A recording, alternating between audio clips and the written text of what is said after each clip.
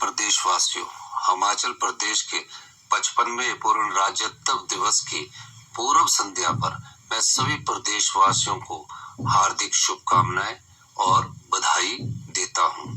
इस शुभ अवसर पर मैं आप सभी को नव वर्ष की भी हार्दिक बधाई देता हूं। मैं कामना करता हूं कि यह साल सभी के जीवन में सुख और खुशहाली लेकर आए तथा हिमाचल प्रदेश आत्मनिर्भर राज्य बनने की राह पर तेजी से आगे बढ़े। भाई और बहनों, 25 जनवरी 1971 को तत्कालीन प्रधानमंत्री श्रीमती इंदिरा गांधी जी ने शिमला के ऐतिहासिक रिज से हिमाचल प्रदेश को पूर्ण राज्य का दर्जा प्रदान किया था। इसी के साथ देश के मानचित्र पर हिमाचल 18वें राज्य के रूप में अस्तित्व में आया। हिमाचल प्रदेश को पूर्ण राज्य का दर्जा दिलाने में समस्त प्रदेशवासियों का भरपूर सहयोग और बेमिसाल योगदान रहा। इसमें हिमाचल निर्माता और प्रथम मुख्यमंत्री डॉक्टर यशवंत सिंह परमार की भूमिका उल्लेखनीय रही। नाम मात्र संसाधनों के साथ अपनी विकास यात्रा शुरू करने वाला यह पहाड़ी राज्य आज जिस मुकाम पर पहुंचा है, उसमें डॉक्टर परमार का योगदान हम सभी के लिए प्रेरणादायक है, जिसे हमेशा गौरव और सम्मान के साथ याद किया जाएगा। आज के इस शुभ अवसर पर मैं उन्हें नमन करता हूं तथा सभी के प्रयासों से प्रेरित होकर हिमाचल को नई ऊंचाइयों पर ले जाने का अपनी सरकार का संकल्प दोहराता हूं। प्रिय प्रदेशवासियों, हमारी सरकार ने 11 दिसंबर 2022 को जन सेवा का बीड़ा उठाया। मेरी सरकार के लिए सत्ता सुख का नहीं बल्कि सेवा का साधन है। पिछले 2 वर्षों में हमने एक और जहां हिमाचल को आत्मनिर्भर और सबसे समृद्धशाली राज्य बनाने की दिशा में समर्पित प्रयास किए हैं, वहीं राजनीतिक और आर्थिक चुनौतियों के साथ साथ इतिहास की सबसे बड़ी प्राकृतिक आपदा का भी मजबूती के साथ सामना किया है। पिछली सरकार हिमाचल प्रदेश पर 75,000 करोड़ रुपए से अधिक का कर्ज तथा कर्मचारियों की देनदारियों के रूप में लगभग 10,000 करोड़ रुपए का आर्थिक बोझ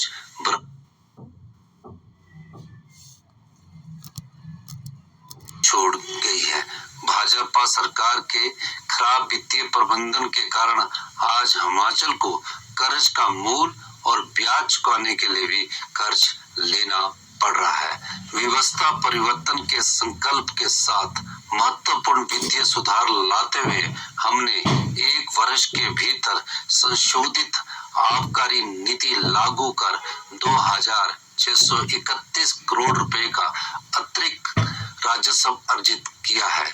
शराब की दुकानों की नीलामी से 485 करोड़ रुपए का राजस्व अर्जित किया है और मिल्क सेस से 145 करोड़ रुपए कमाए। हमने प्रदेश के हितों की अदालतों में पूरी मजबूती के साथ पैरवी की है, जिसकी बदौलत कई मामलों में निर्णय हिमाचल के पक्ष में आए हैं। प्रदेश में साल 2023 में आई अभूतपूर्व प्राकृतिक आपदा से उबरने के लिए हमारी सरकार ने सीमित संसाधनों के बावजूद प्रभावित परिवारों को 4500 करोड़ रुपए का विशेष राहत पैकेज दिया।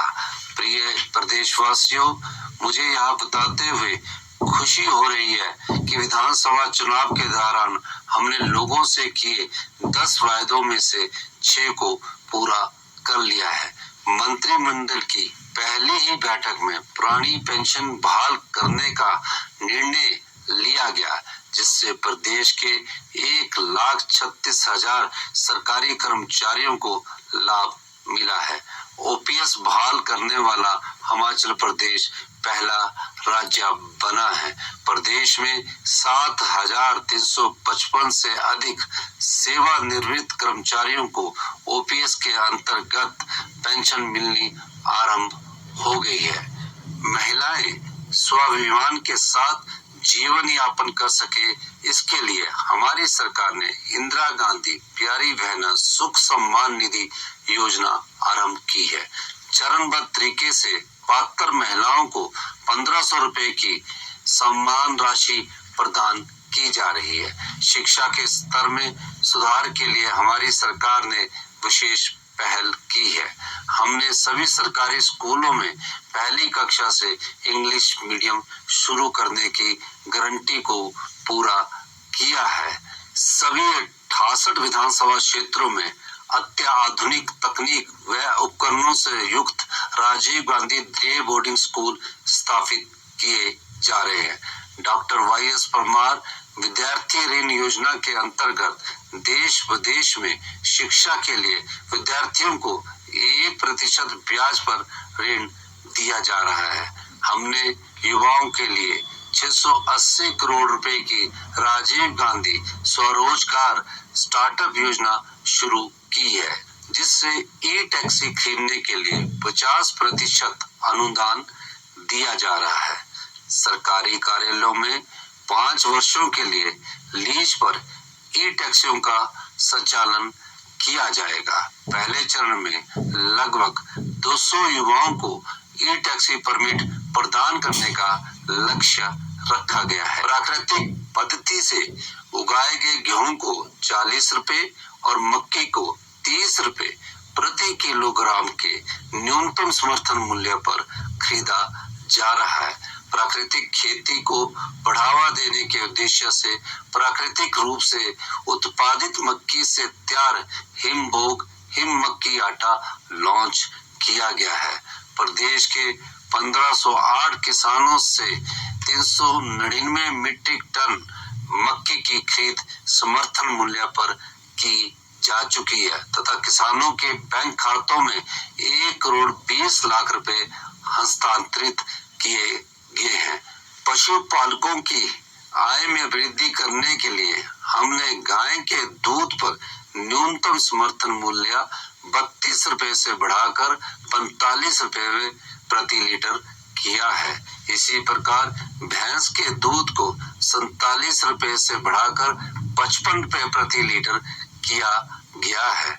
हिमाचल प्रदेश गेहूं, मक्की और दूध की खरीद पर न्यूनतम समर्थन मूल्य प्रदान करने वाला देश का पहला और एकमात्र राज्य है। कांग्रेस के प्रतिज्ञा पत्र की छठी गारंटी पूरा करने तथा लघु किसानों और पशुपालकों को लाभ प्रदान करने के लिए 300 रुपए प्रति क्विंटल की दर से जैविक खाद और वर्मी कंपोस्ट खरीदने की योजना शुरू की गई है।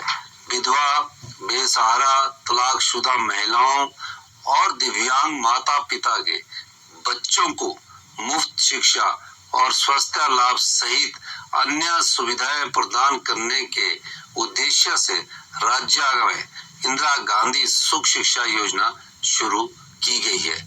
इसके अंतर्गत 5145 लाभार्थियों को 1 करोड़ 38 लाख रुपए वितरित किए जा चुके हैं। इस योजना से लगभग 23,000 बच्चों को लाभ मिल रहा है।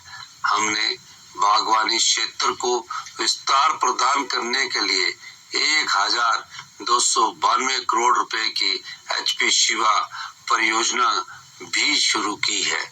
इसके अंतर्गत 6000 हेक्टेयर क्षेत्र में अमरूद, संतरे, लीची और प्लम जैसे फलों की खेती को बढ़ावा प्रदान कर 15,000 किसान परिवारों को प्रत्यक्ष रूप से लाभान्वित किया जाएगा।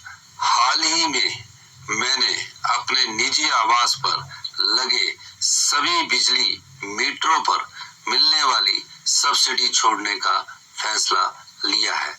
मैंने प्रदेश के सभी साधन संपन्न लोगों से भी अपील की है कि वे भी सरकार के प्रयासों में भागीदार बने और हिमाचल के विकास के लिए सब्सिडी को स्वेच्छा से छोड़ दे। ग्रामीण आर्थिकी को मजबूत बनाने के लिए प्रदेश सरकार गंभीर प्रयास कर रही है। शिमला जिले के दत्तनगर में 50,000 लीटर प्रतिदिन क्षमता का मिल्क प्रोसेसिंग प्लांट आरंभ किया गया है। कांगड़ा जिला के ढगवार में 1.5 लाख से 3 लाख लीटर प्रतिदिन क्षमता का ऑटोमेटेड मिल्क प्रोसेसिंग प्लांट और मिल्क प्रोडक्ट प्रोसेसिंग प्लांट स्थापित किया जा रहा है। इसी प्रकार कुल्लू, नाहन, ऊना और हमीरपुर में भी आधुनिक तकनीक से लैस 50-50 हजार लीटर प्रतिदिन क्षमता के ऑटोमेटेड मिल्क प्रोसेसिंग प्लांट स्थापित किए जाएंगे। प्रिय प्रदेशवासियों, बागवानों की आय में वृद्धि के लिए उनकी मांग पर बागवानी उत्पादों की पैकिंग के लिए यूनिवर्सल कार्टन की सुविधा प्रदान की गई है। मंडी मध्यस्थता योजना के अंतर्गत सेब, आम, किन्नू, माल्टा, संतरा, गलगल और नींबू के समर्थन मूल्य में ऐतिहासिक वृद्धि की गई है। पिछली सरकार के लंबित 90 करोड़ सहित सेब उत्पादकों की सभी देनदारियों का भुगतान करने के लिए 153 करोड़ रुपए जारी किए गए हैं। हमारी सरकार ने मनरेगा दिहाड़ी में 60 रुपए की वृद्धि कर इसे 240 से बढ़ाकर 300 रुपए किया है। समाज के संवेदनशील वर्गों के अधिक से अधिक लोगों को लाभान्वित करने के लिए बीपीएल परिवारों की सूची में संशोधन करने का निर्णय लिया गया है। भाइयों और बहनों, प्रदेश के बहुमूल्य पर्यावरण के संरक्षण के लिए क्रांतिकारी कदम उठाते हुए हमने 31 मार्च 2026 तक हिमाचल को हरित राज्य बनाने का लक्ष्य रखा है। प्रदेश में 6 ग्रीन कॉरिडोर स्थापित किए जा चुके हैं। जिला चंबा में प्रदेश के पहले ग्रीन हाइड्रोजन मोबिलिटी स्टेशन का निर्माण कार्य जारी है। सोलन जिले के नालागढ़ में 1 मेगावाट की ग्रीन हाइड्रोजन परियोजना स्थापित की जा रही है। दिसंबर 2028 तक प्रदेश में 500 मेगावाट सौर ऊर्जा धोन का लक्ष्य रखा गया है। ऊना जिला के पेखूवाला में 32 मेगावाट सौर ऊर्जा परियोजना रिकॉर्ड समय में तैयार कर जनता को समर्पित की गई है। इलेक्ट्रिकल बसों की खरीद के लिए 327 करोड़ रुपए जारी किए गए हैं। मुख्यमंत्री वन विस्तार योजना के अंतर्गत लगभग 600 हेक्टेयर बंजर पहाड़ियों पर पौधारोपण किया जा चुका है। प्रदेश के सरकारी स्कूलों में शिक्षण कार्यों में गुणवत्ता लाने और विद्यार्थियों को बेहतर सुविधा प्रदान करने के उद्देश्य से हमारी सरकार ने स्कूलों के क्लस्टर बनाए हैं। इस पहल से छात्रों और अध्यापकों के अनुपात में भी सुधार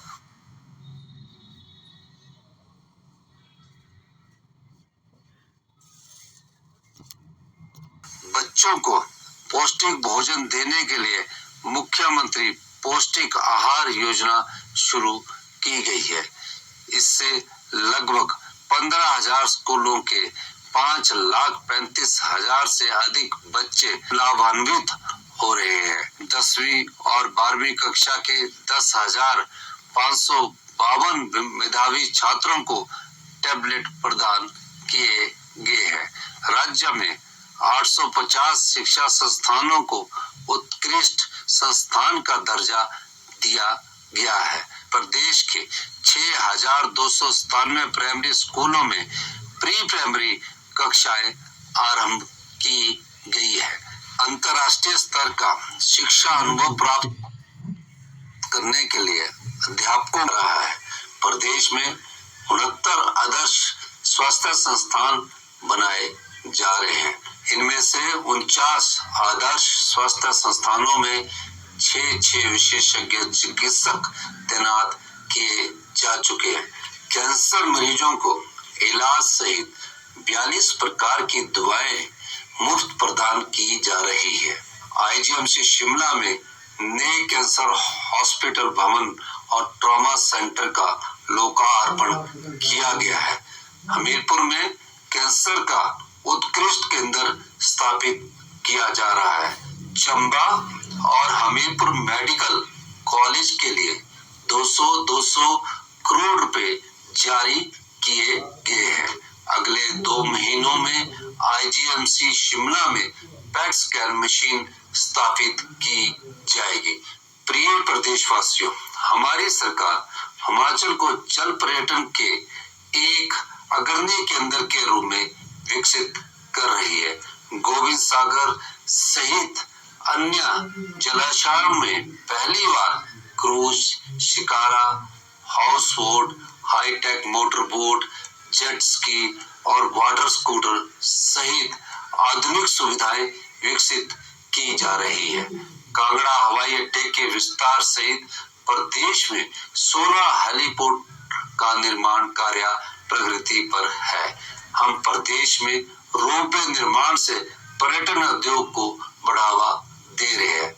जिला शिमला में 1734 करोड़ 40 लाख रुपए की लागत से दुनिया का दूसरा तथा भारत व एशिया का पहला 15 स्टेशनों को जोड़ने वाला 13.87 किलोमीटर लंबा रज्जू मार्ग बनाया जा रहा है। भाइयों और बहनों, इस पहाड़ी राज्य के विकास में सड़कों के महत्व को ध्यान में रखते हुए हमने सड़कों और पुलों के निर्माण में तेजी लाई है। पिछले 2 सालों में 1377 किलोमीटर लंबी सड़कों और 116 पुलों का निर्माण किया गया है। देश की आजादी के बाद पहली बार बड़ा बंगाल जैसे अति दुर्गम क्षेत्र को सड़क सुविधा से जोड़ने और शिमला जिला के डोडरा कुआर तक पक्की सड़क पहुंचाने की पहल की है, जिससे ये क्षेत्र भी विकास की मुख्य धारा से जुड़ जाएंगे। अनाथ बच्चों, बेसहारा महिलाओं और वृद्धजनों को सहारा देने के लिए मुख्यमंत्री सुख आश्रय योजना शुरू की गई है तथा 6000 बच्चों को चिल्ड्रन ऑफ द स्टेट के रूप में अपनाया गया है। हिमाचल प्रदेश अनाथ बच्चों और बेसहारा वर्गों को सहारा देने के लिए कानून बनाने वाला देश का पहला राज्य बना है। हाल ही में 22 चिल्ड्रन ऑफ द स्टेट को चंडीगढ़, दिल्ली व गोवा के लिए 13 दिनों के भ्रमण पर भेजा गया है। रात्रि ठहराव के दौरान इन्हें दिल्ली और चंडीगढ़ में हिमाचल भवन के उन कमरों में ठहराया गया है जिसमें मंत्री, विधायक और वरिष्ठ अधिकारी ठहरते हैं। गोवा में उनके लिए 3 स्टार होटल की व्यवस्था की गई। भाइयों और बहनों, वर्तमान में 8,18,000 लोगों को सामाजिक सुरक्षा पेंशन दी जा रही है। हमने पिछले 2 वर्षों में पेंशन के 76,000 से अधिक मामले स्वीकृत किए हैं। भवन एवं अन्य सन्निर्माण कामगार कल्याण बोर्ड से पंजीकृत पात्र विधवाओं, एकल, निराश्रित एवं दिव्यांग महिला श्रमिकों को गृह निर्माण के लिए 3 लाख रुपए की वित्तीय सहायता का प्रावधान किया गया है। मुख्यमंत्री कन्यादान योजना के अंतर्गत 4800 बेटियों को 24 करोड़ 20 लाख रुपए की वित्तीय सहायता और मुख्यमंत्री शगुन योजना के अंतर्गत 13,799 बेटियों को 42 करोड़ 78 लाख रुपए की आर्थिक मदद दी गई है। हमारी सरकार ने कर्मचारियों और पेंशनरों को महंगाई भत्ते की 3 किश्तों में 11% डीए का भुगतान किया है। प्रदेश में पुलिस कर्मचारियों की डाइट मनी को भी 210 रुपए से बढ़ाकर 1,000 रुपया किया गया है। प्रदेश में पहली बार तहसील और उप तहसील स्तर पर विशेष राजस्व अदालतों का आयोजन किया गया। वर्षों से लंबित पड़े राजस्व मामलों का समाधान होने से उन सभी लोगों को बड़ी राहत मिली है जिन्हें वर्षों तक भूमि से जुड़े मामलों की सुनवाई के लिए सरकारी कार्यालयों के चक्कर काटने पड़ते थे।